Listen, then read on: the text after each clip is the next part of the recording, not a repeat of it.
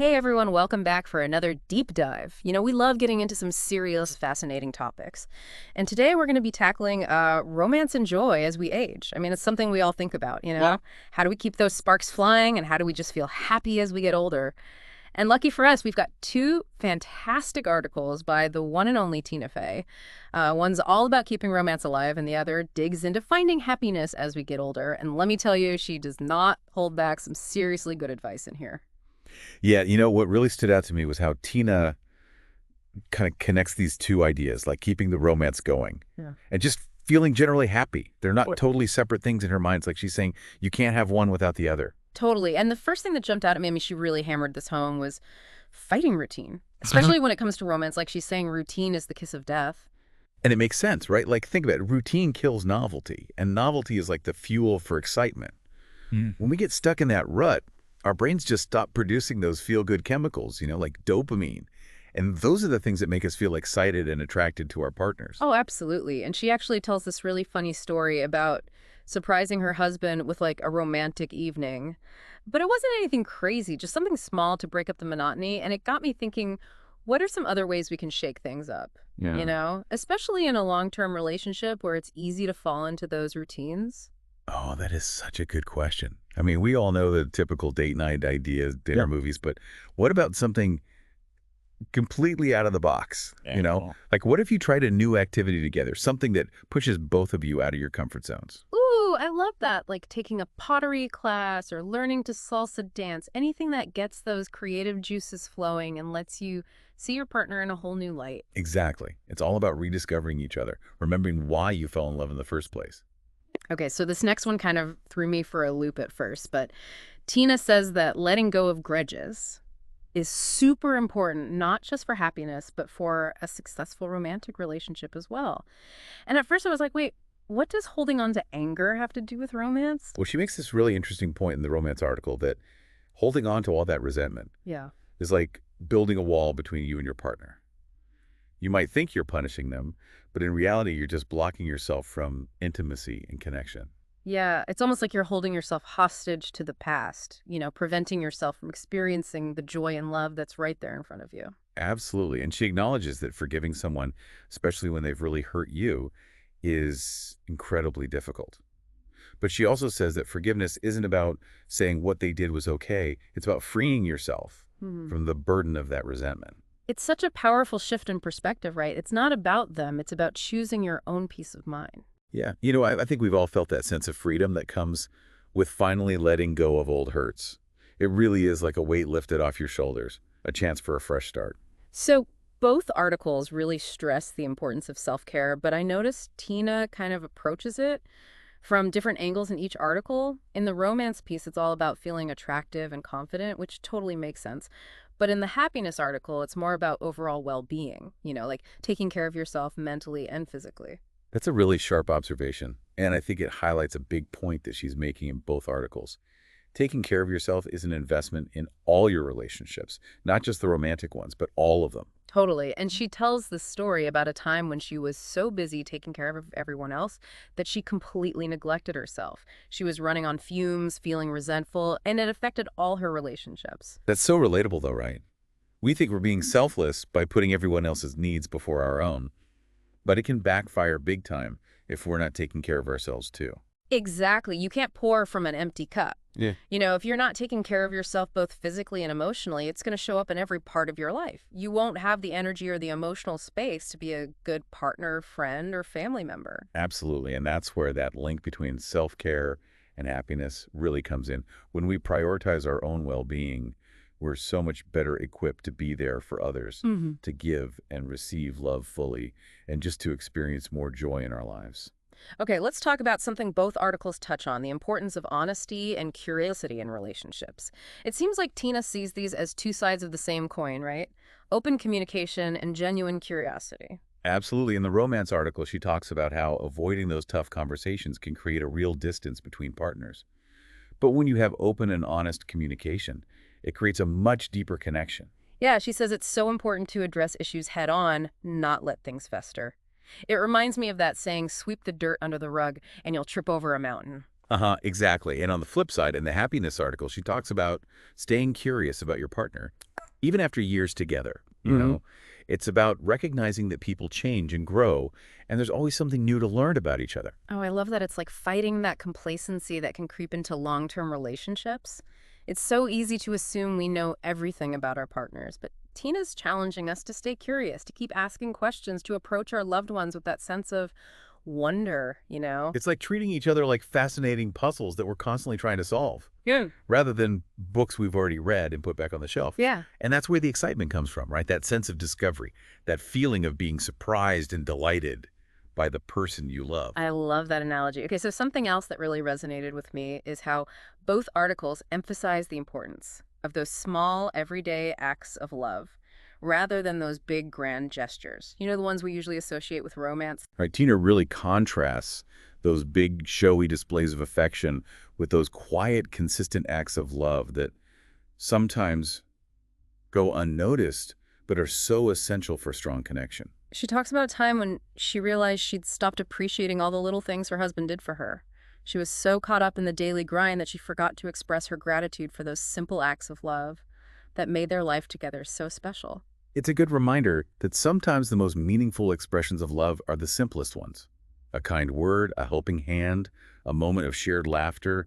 Those are the things that really nourish a relationship. And it ties in so well with her emphasis on spending quality time with loved ones in the happiness article. It's not just about being physically present, but about being fully engaged, listening attentively, and making a conscious effort to connect on a deeper level. And goes beyond romantic relationships too.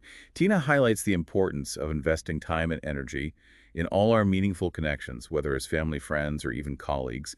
It's about recognizing that these relationships are the foundation of a truly fulfilling life. Absolutely. It's about recognizing that we're all interconnected, that our lives are enriched by the love and support we receive from others, and that those connections are worth cherishing. You know, it's amazing how Tina weaves together these different ideas, romance, happiness, aging, Yeah. into this tapestry that shows how connected they really are. She's really challenging us to think about how we can live more intentionally, to make choices that align with our values, and to cultivate those connections that bring us joy and meaning. It's like she's saying, hey, life is short. Don't sweat the small stuff. Focus on what truly matters. Love, connection, growth, and the rest will fall into place. I love that it's a message that really speaks to me, and I think it will to our listeners as well. But we're just scratching the surface here. There's so much more to unpack from these insightful articles. So stick with us as we dive even deeper into Tina Fey's wisdom on aging gracefully and joyfully. It's really interesting how Tina brings up love languages in the romance article. It's like she's saying, understanding how your partner expresses and receives love can make a huge difference in keeping that romantic spark alive. Oh, absolutely. Yeah. And it's not always about those big, grand gestures. Sometimes it's the small, everyday things like acts of service or words of affirmation Hmm. or just spending quality time together that really speak volumes. She gives this hilarious example of her husband doing the dishes as an act of love. It made me realize how often we overlook those little things, those everyday gestures Mm. that actually show a deep level of care. Totally right. It's like tuning into those subtle ways our partners show they care and then trying to reciprocate in ways that resonate with them. It's like you're learning their secret love language. And I think it's important to remember that love languages can change over time. What might have made your partner feel loved 5 years ago might not be the same thing today. That's a great point. It's all about staying curious, paying attention to what makes your partner light up, Hmm. and being willing to adapt. So one thing that really struck me as I was reading these articles was how Tina subtly connects our personal happiness with how we approach relationships. It's like she's saying, if you want to be happy and have great relationships, you got to work on yourself first. Yeah, she even points out some specific habits that can sabotage both our happiness and our relationships, like trying to please everyone or constantly comparing ourselves to others. I thought that was so insightful. It's like we carry all these insecurities and doubts into our interactions with others. Right, and those insecurities can lead to all sorts of unhealthy behaviors, people-pleasing, codependency, jealousy. It's like we're projecting our own inner turmoil onto our relationships. Tina suggests a pretty simple but powerful solution: focus on personal growth and self-acceptance. She says it's so important to recognize our own worth and embrace our imperfections. It's about shifting that focus inward, cultivating self-love and compassion, and recognizing that true happiness comes from within. And when we're coming from a place of wholeness and self-acceptance, we can show up in our relationships with more authenticity and vulnerability. Exactly. We're not looking for validation from external sources because we've already found it within ourselves. And that's where true freedom and joy come from. Okay, so one of the most powerful themes that came up in both articles is the importance of embracing change, especially as we get older. It's like Tina's acknowledging that life is constantly evolving and resisting change only leads to suffering. Yeah, she talks about how clinging to the past, whether it's old habits or beliefs or even past hurts, prevents us from fully experiencing the present moment. It's like trying to hold on to a sandcastle as the tide comes in. It's just futile and ultimately destructive. She encourages us to approach aging with curiosity and openness, you know, to embrace the unknown and see change as a chance for growth and transformation. It's such a powerful shift in perspective, right? Instead of fearing those inevitable changes that come with aging, we can choose to see them as a natural part of life, a chance to shed old skins and step into new possibilities. And that's where the magic happens, when we let go of the familiar and embrace the unknown. We open ourselves up to a world of adventure, growth, and unexpected joy. Okay, so before we wrap up this deep dive, I want to revisit something we talked about earlier. The importance of letting go of grudges. It's such a crucial point that it deserves a little more attention. It's fascinating how she links this personal issue to both romantic success and overall happiness. It's like holding on to resentment is a poison that affects every aspect of our lives. She uses this great analogy of drinking poison and expecting the other person to die. It really highlights how self-destructive it is to harbor all that anger and bitterness. It's like carrying around a heavy weight. It drains our energy, clouds our judgment, and prevents us from experiencing joy and love in the present. She reminds us that forgiveness isn't about saying what the other person did was okay. It's about freeing ourselves from that resentment and choosing peace over pain. It's about recognizing that holding on to anger only hurts us in the end. It doesn't change the past. It just steals our present joy. And it's not just about forgiving others, it's about forgiving ourselves too. We can be so hard on ourselves, dwelling on past mistakes and holding ourselves to impossible standards. Right. Tina encourages us to practice self-compassion, to remember that we're all imperfect and we're doing the best we can. It's about giving ourselves the same kindness and understanding that we would offer a loved one. It's about letting go of that guilt and shame and allowing ourselves to move forward with grace and forgiveness. So we've talked a lot about the internal work involved in creating a fulfilling life. But Tina also emphasizes the importance of taking action to nurture our relationships. Absolutely. She talks about making time for connection, whether it's a regular date night with your partner, a phone call with a friend, or a family get-together. She even suggests scheduling these connections into our calendars, Yeah. treating them like important appointments that we can't miss. It's about recognizing that relationships need effort and intentionality. They don't just thrive on autopilot. And it's not always about those big gestures either. It's about the small, everyday acts of kindness and consideration. Like sending a thoughtful text message, offering to help out, or just listening with your full attention. Tina reminds us that those little things are the building blocks of a strong and loving connection. And it's important to express gratitude, both to ourselves and to those we love, acknowledging the good things in our lives and appreciating the people who make them special. Okay, so another important theme that comes up in both articles is the power of self-care. It's something that's so easily overlooked, especially in our busy lives. Yeah, we tend to put work responsibilities and the needs of others ahead of our own well-being. But as Tina points out, self-care isn't selfish. It's essential. When we take care of ourselves, we have more energy, focus, and resilience to show up in all areas of our lives. Exactly. You can't pour from an empty cup. We need to fill our own cups first.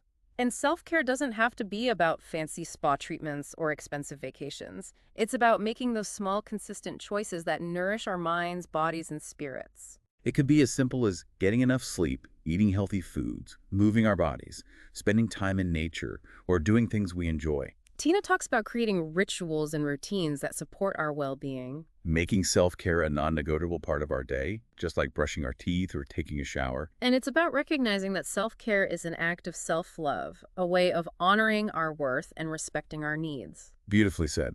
And it really aligns with the principles of holistic health and well-being. But let's get a little more practical here. What are some specific things our listeners can do to prioritize their well-being, especially as they get older? Well, Tina suggests starting small, pick one or two things that bring you joy or help you relax. and schedule them into your week. Exactly. It doesn't have to be anything big or time-consuming, even just taking a 15-minute walk, Mhm. or listening to your favorite music, reading a book, taking a warm bath, just little things like that. The key is to make it a priority, treat it like an important appointment, and really savor those moments where you're taking care of yourself. And don't forget about your self-talk.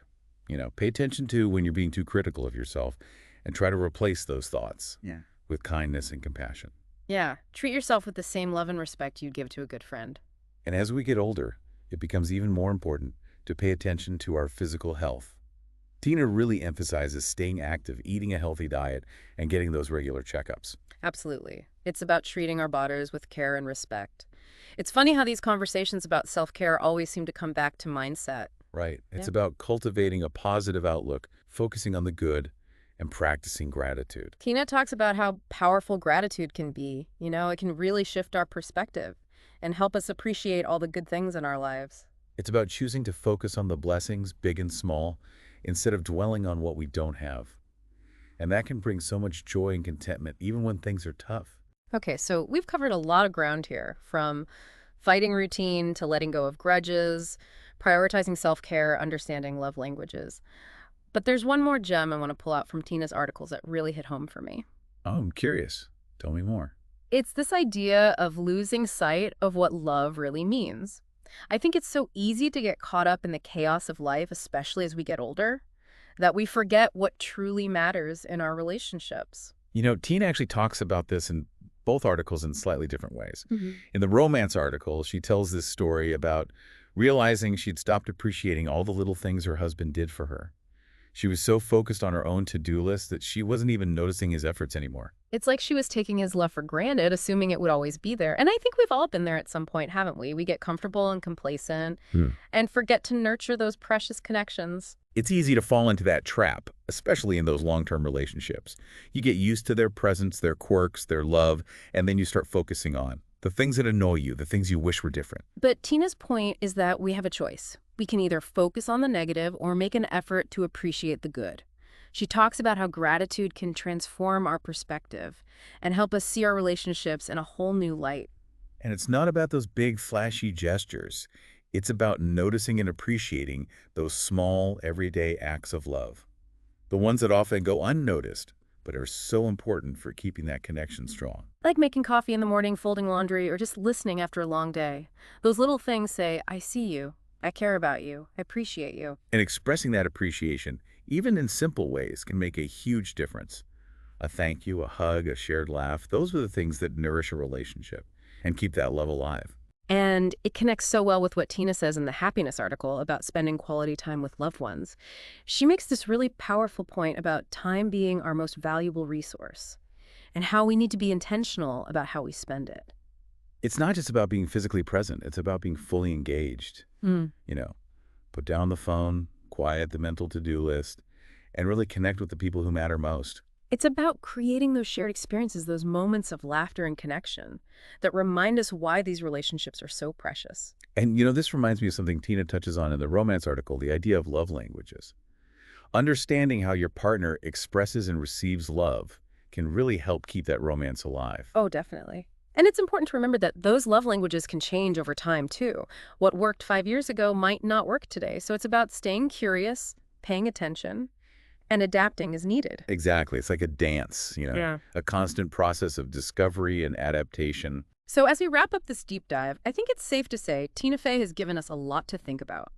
Her insights on romance and joy as we age go way deeper than just surface-level advice. She's challenging us to look inward, to examine our habits, beliefs, and choices, and to make conscious decisions that align with our values.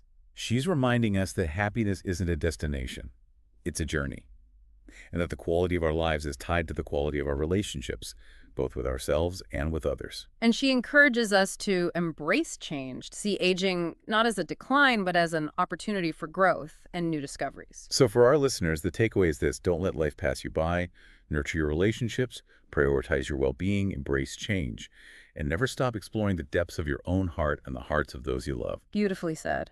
And that wraps up our deep dive on romance and joy as we age, inspired by the wisdom of Tina Fey. We hope you found this exploration as insightful and thought-provoking as we did. Until next time, keep learning, keep growing, and keep diving deep into the mysteries of life.